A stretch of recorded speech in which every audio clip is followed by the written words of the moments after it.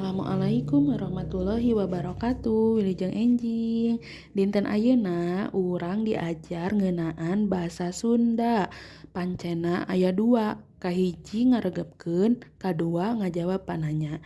Hayu urang kawitan wae diajarna. Ayeuna Bumela bade medarkeun ngeunaan kadaharan anu sehat. Pek regepkeun ku hidep sing saregep. Judulna nyaeta Kadaharan anu sehat. Unggal jalma perlu dahar. Cing, naon sababna urang kudu dahar? Bener, sangkan urang boga tanaga pikeun hirup.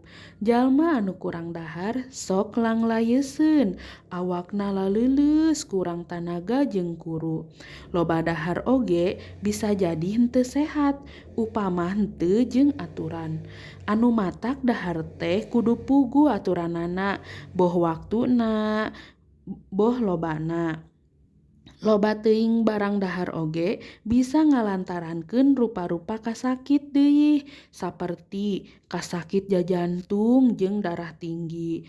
Dahar anu alus mah anu meujeuhna bae, ulah kurang, ulah seubeuh teuing, komo lamun nepi ka kamerkaan mah. Kadaharan teh kudu sehat. Cing, nu kumaha ari kadaharan anu sehat teh?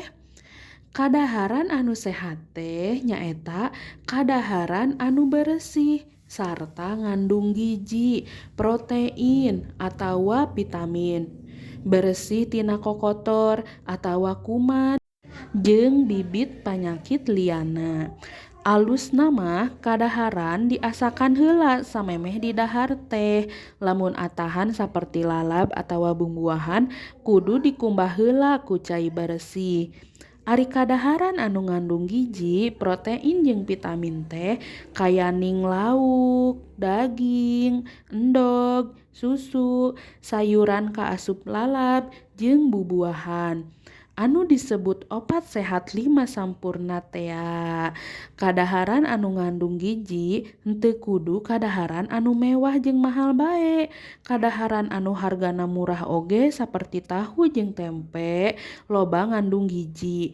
Kitu deui sayuran jeung lalab. Malah kiwari mah endog jeung lauk oge henteu kaasup kadaharan anu mewah.